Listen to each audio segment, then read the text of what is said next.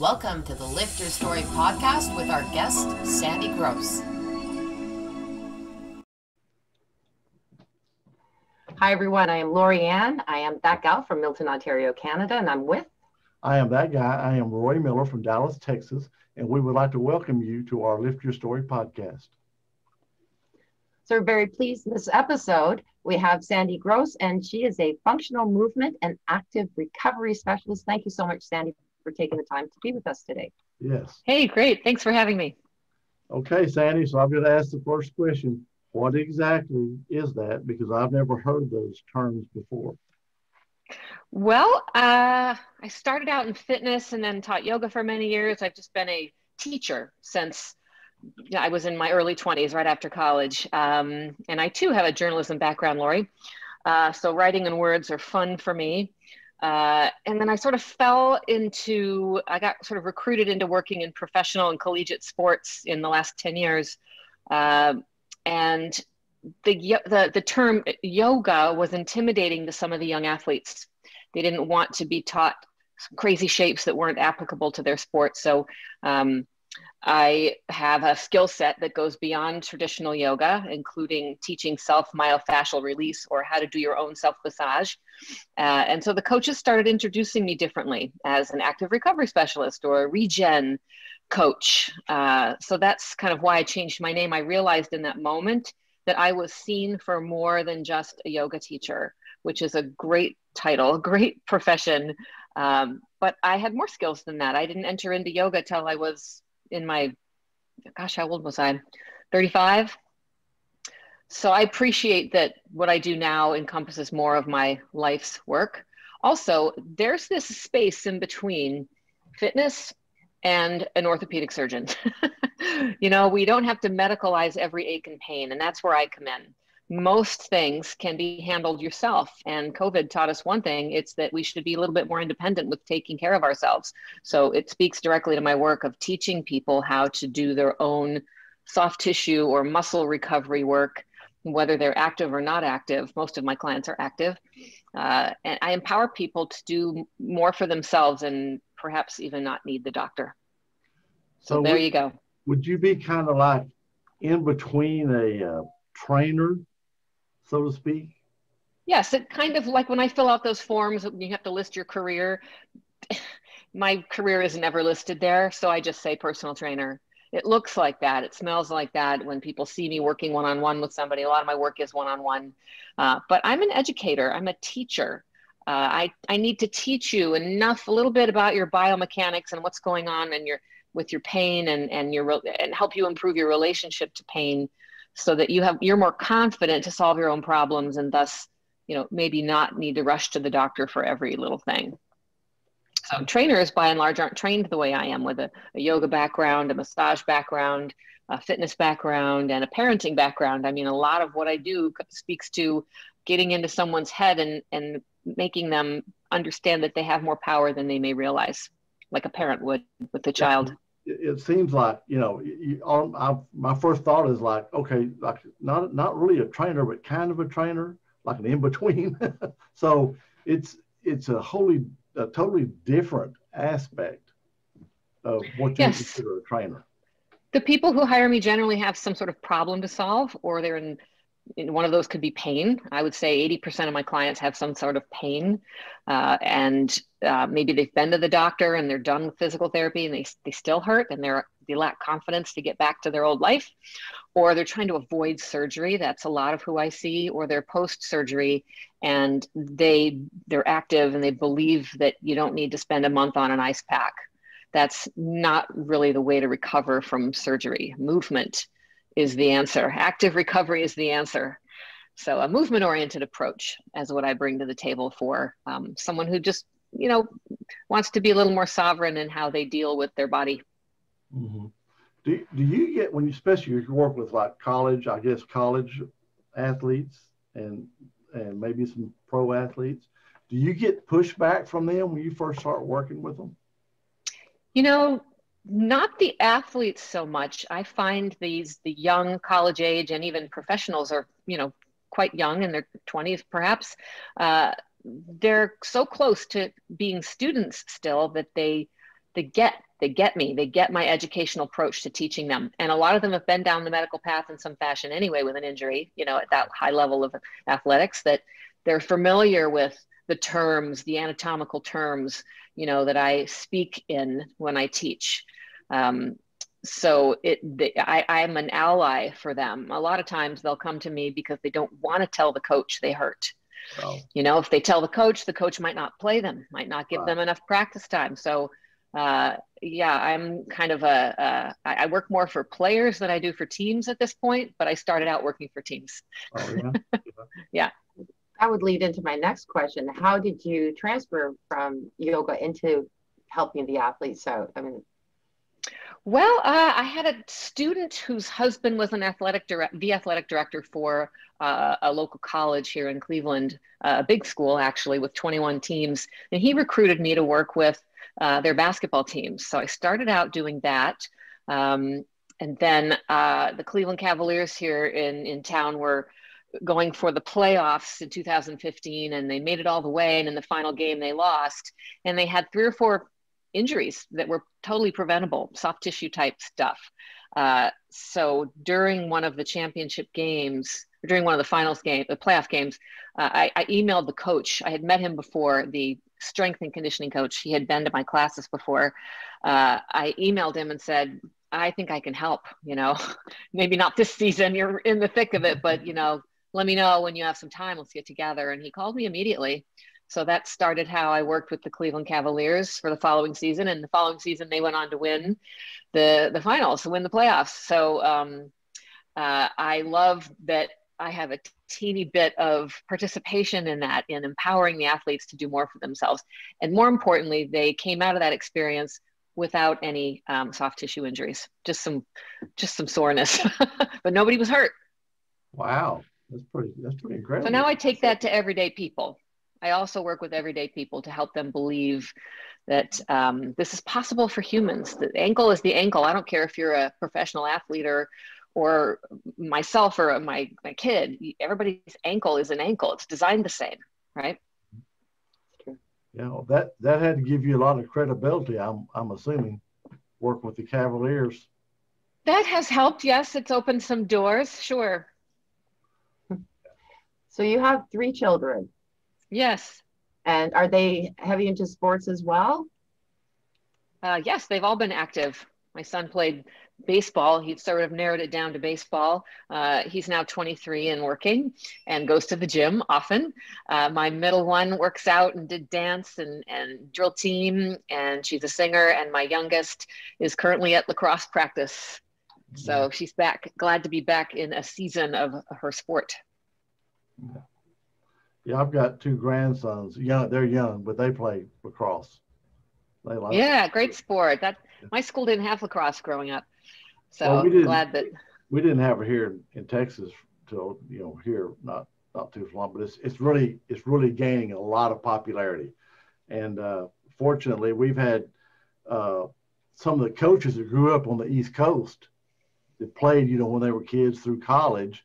They've moved down here, so we've got actual coaches that actually played, and it's like my kids when they were young, they played soccer, but none of us played soccer. So all the dads were, they were going to classes and reading books on coaching soccer. That was my dad. But now, like my sons are grown up, they played all the way through college, and so now they play, they can coach, and they both did coach for a while. Yeah. So. Well, they could have recruited somebody from Canada because that sport's from here. Yeah. My son played it from 11 until he was 28. Then he gave it up. I think he was sorry for giving it up, but he never, he kept hoping to win in all those years. None of his teams won. Is there a particular sport that you deal with mostly? I mean, injury-wise? Oh gosh, fitness and recreational sports are what I see most often when I work privately with people or in groups. But as far as working with teams, I worked extensively with basketball, both with the Cavs and Kent State University, and then a couple local teams, high school teams, and individual athletes. So I know a lot about the foot and ankle and knee, which is Actually, in any sport, lower leg injuries dominate the injury list in most sports with a ball, any sport really. So knowing the foot, ankle, and knee is sort of my specialty. Yeah. That covers all sports. Yeah. I mean, yeah, it's except golf. Yeah. Well, I don't except know. golf. Although Tiger Woods just got in a big car accident and they're doing surgery on his leg right now. He's going to need some good therapy on his leg when he comes out of that. Yeah. Do you work with kids at all?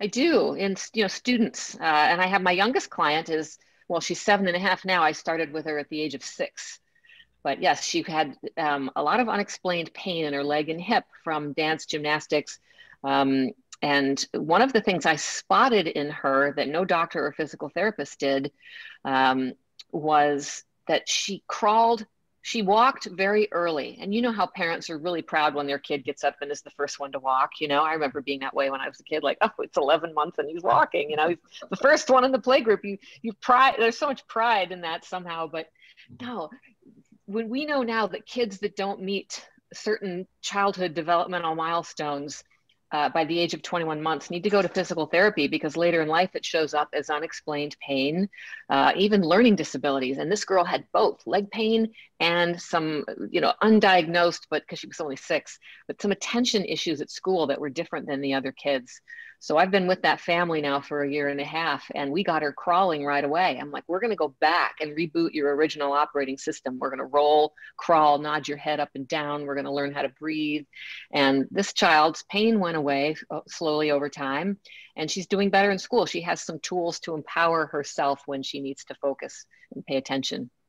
Wow, that's great. So yes, my youngest athlete was a 6-year-old, now 7.5, almost 8. Yeah, birthday's coming up.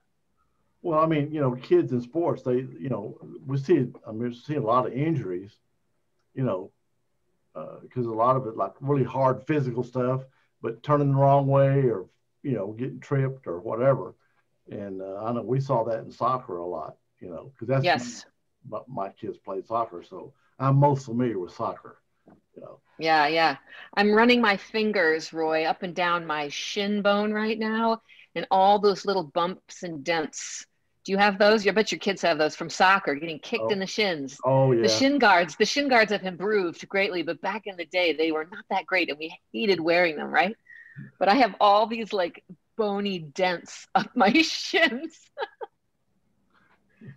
Anyway, that's the extent of my sports injuries, pretty much. Oh, yeah. But I mean, sports are so critical nowadays.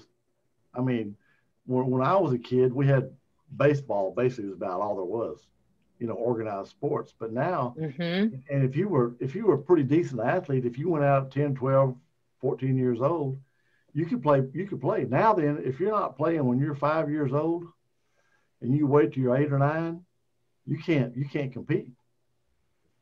It's just unless you're just an exceptional athlete, it's hard to walk into soccer at 12 years old and say, I want to play soccer. Yeah, the confidence develops early. I remember that. I remember as I got older, I lost some confidence because, the kids that were stronger or that grew faster or who just had an innate sense of being a gamer, they had less fear, whereas I didn't want to get hurt. From an early age, I just did not want to get hurt. And same with my son. After all the sports, he chose baseball. He chose to pitch, be solo on the mound and not have to get hit on in football or anything. So my nature was to stay away from contact. I didn't want to get hit. So that's not a bad thing. It isn't great for being a soccer star, but it sure has allowed me at the age of 55 to walk around without much, without any old injuries nagging at me. So yeah. Both have their paths, their journeys. I don't have as many stories to tell. No, but I mean, I just can imagine somebody nowadays, having somebody like you available, which you didn't have back then. Right. It's still a growing field. I mean, I don't get hired by many families at all. I think parents are just busy and they don't see it as a need. We sort of chase pain. We wait till we hurt and then we go to the doctor. But when I go give a talk, for example, at a corporation, in front of a large group of people, the first question I ask is, how many of you sitting here right here are pain-free? And literally no hands go up, you know? So everybody's living with some sort of thing. And the next question I ask is, how many of you are under care of a physician for your problem right now? And a few hands go up, but it's a small number. Basically, the majority of the people in the room are living with some form of pain. And my career is about giving people hope. I teach, you know, from a yoga to strength training. I use these rubber massage balls to teach people how to do their own, you know, strategic massage on their own bodies that doesn't just make them feel better, but I follow up with a corrective exercise to teach them how to actually solve the problem. And when I'm out of my league, I refer out. You know, I know what pain is my scope, and when I'm like, I think you need an x-ray, you know, I think you need a doctor for that. You're having some night sweats, you're waking up with pain in the middle of the night. I mean, there's a list of questions I ask that help me stay in my scope. What, you know, I think we see more now pain management doctors. Mm-hmm. Because I can remember, I don't remember those till back maybe the 80s or 90s, maybe. All Big of a sudden, business. But yeah, I mean, all of a sudden you see somebody and they go, oh man, what's going on? I go get a shot in my back. You know, I get shots every 3 months, or, oh, I've got this, I've got to go to the pain management doctor. And I mean, I'm sure that people probably need what they're getting, but it seems like that maybe, as you said, that going to the orthopedic doctor or maybe the pain management doctor may not be your only and best option. Right. I have rubber drugs. I call these rubber drugs. They are rubber balls that help you eliminate pain and help you get familiar with because it's a teaching process. You know, someone might tell me, oh, my arm hurts right here. And they'll tell me, I've been sticking a tennis ball there every day for a month and it still hurts. Well, I'm trained in anatomy to know that there's a line of pull of the muscles and maybe there's something that inserts here. And so I go wider, you know, I take a more holistic approach to why this is the place that's giving them pain. I evaluate movement patterns. We look at their gait. We look at how they stand, how they squat, how they can reach with their arms. There's a variety of movements I have in my movement screen. So I'm looking at a big picture, and it takes that to solve the problem, because there's a famous quote that with pain, where you think it is, it ain't. So the problem isn't always right there, right? Well, it's funny you mentioned that, because my mom was getting shots in her back, you know, and she went through it for quite a while, and finally it wasn't helping. And finally her pain management doctor said, you know, you need a hip replacement. And so my first thought is, well, if you knew that, why didn't you tell her that 2 years ago instead of giving her shots for her back?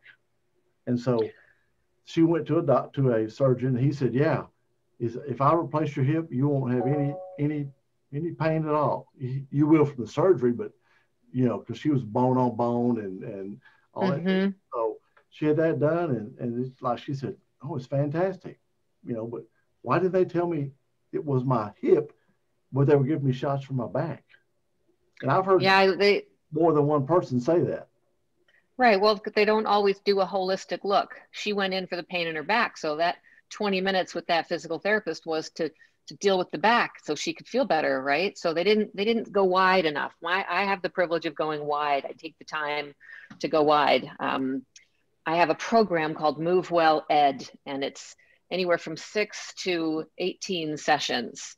But it's a minimum of 6 sessions. I rarely will do just one single training session with somebody that's got a problem to solve, because I'm not magic and you're not magic. And sometimes it takes a meeting of the minds. It always takes a meeting of the minds. My skill set and knowledge of anatomy and my toolbox of things, and them in their body with what they're feeling while we're doing some movement to determine like what is going on, what's the cause.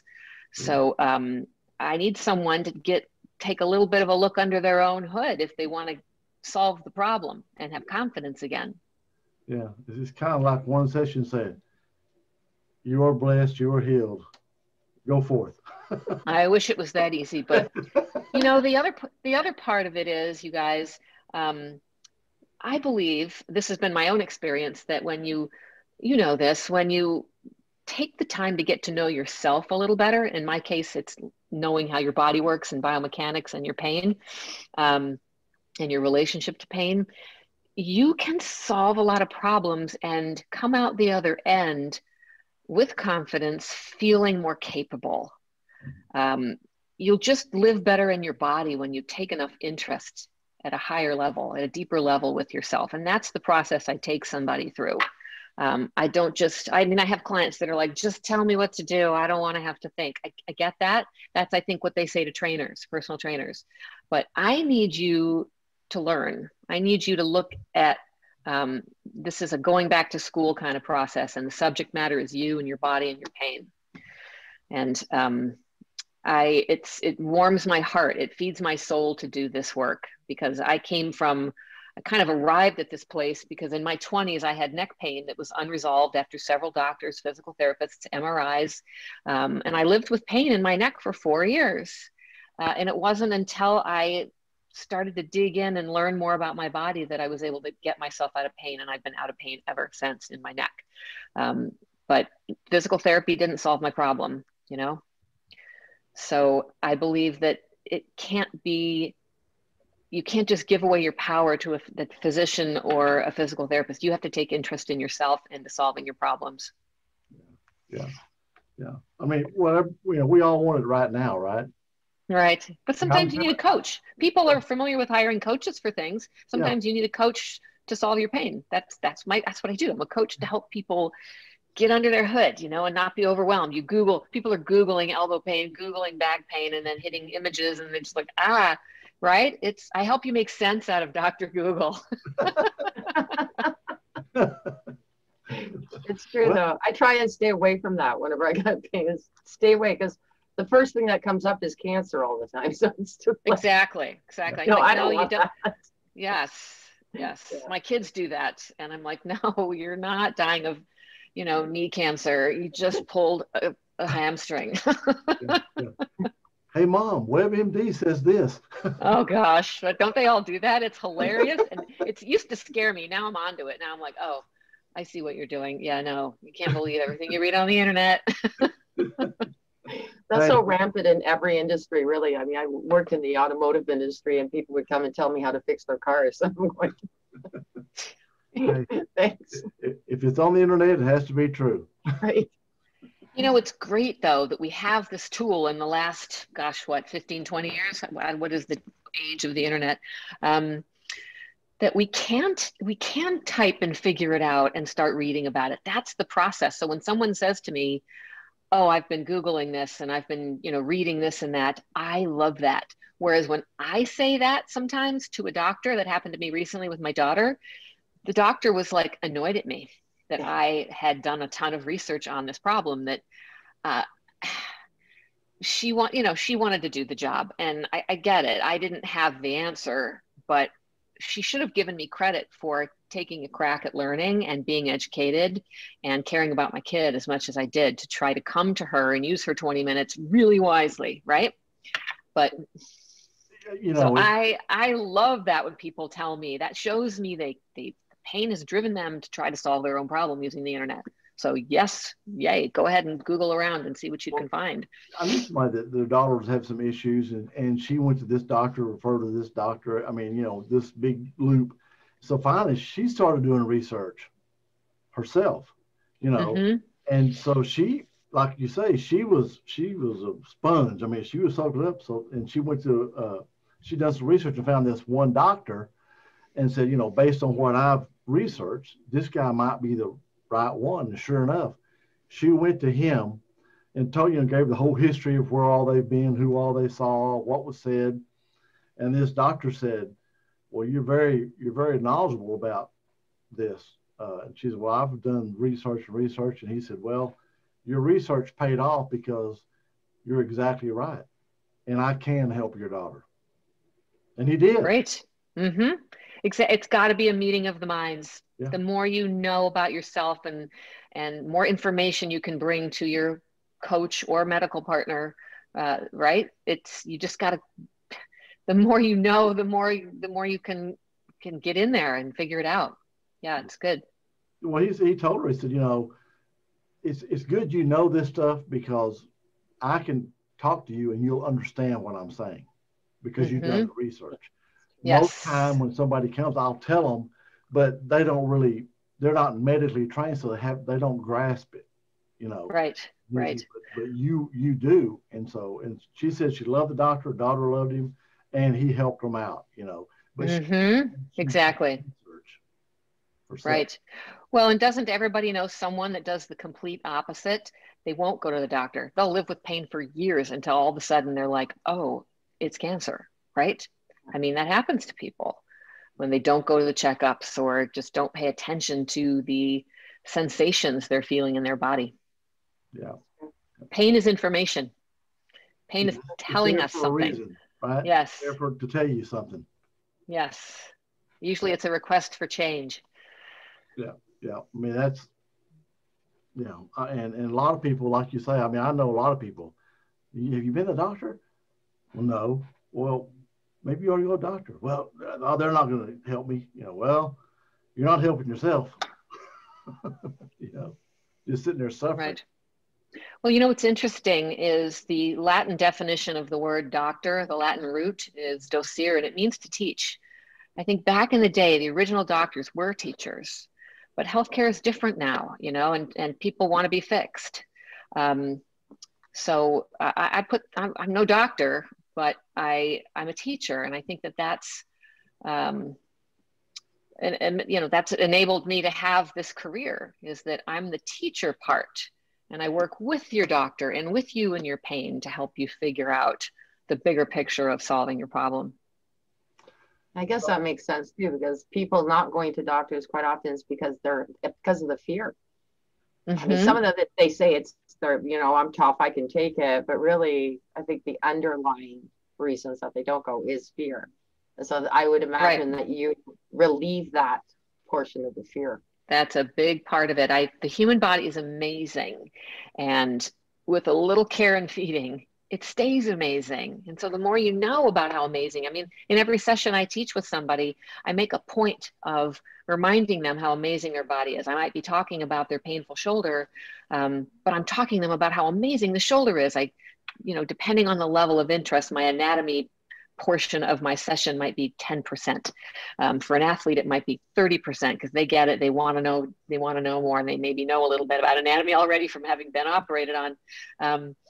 But you got to get under your own hood and take a look, and so it's empowering for someone to realize that their shoulder isn't going to fall off, that maybe with some therapy balls and some exercises and making sure they're getting enough sleep and getting hydrated enough. And I mean, I kind of, run the gamut. There's a lot of things we look at when I work with someone to figure out the problem, the answer to the problem, because lack of sleep contributes to an increased pain sensation or an increased fear of what's going on in your body. Everyone knows if you've had a great night's sleep, you're less worried the next day, right? So the first question I ask somebody is, how are you sleeping? And we have to get them sleeping better ASAP.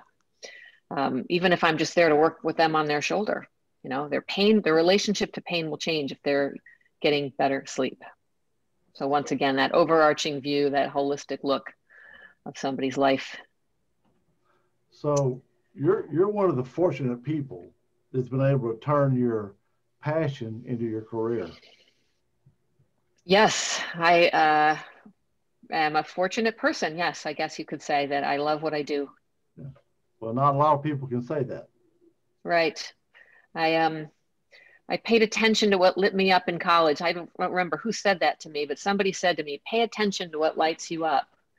And I tell that to my kids now. I mean, Steve Jobs says you can't connect the dots going forward, but you can connect them looking back, right? Mm-hmm. So on the moving forward in your life, all you can do is pay attention to the road signs and what lights you up.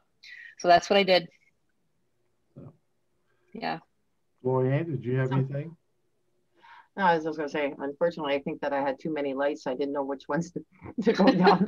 You do have an incredible background, both of you. But I was, reading yours. I read yours the other day and then again today. And yes, you are a serial entrepreneur. You've got it, the bug worse than me. She's an overachiever.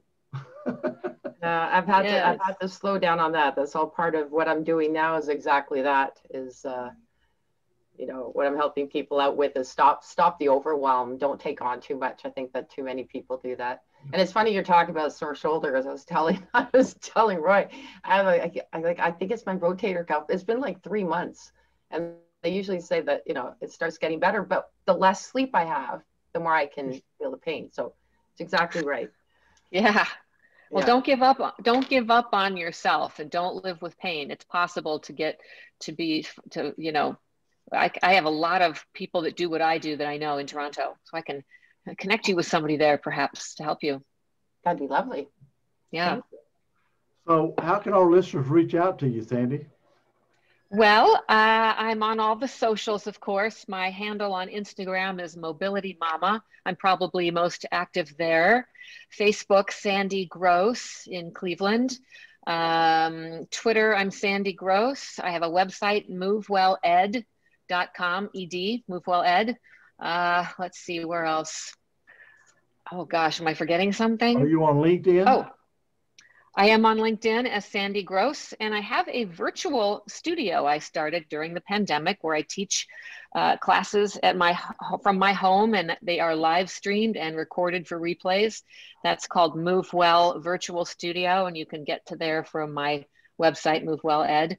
And that's the most affordable way to work with me too. It's very inexpensive to join my classes and start just getting comfortable with the language of anatomy during a movement practice.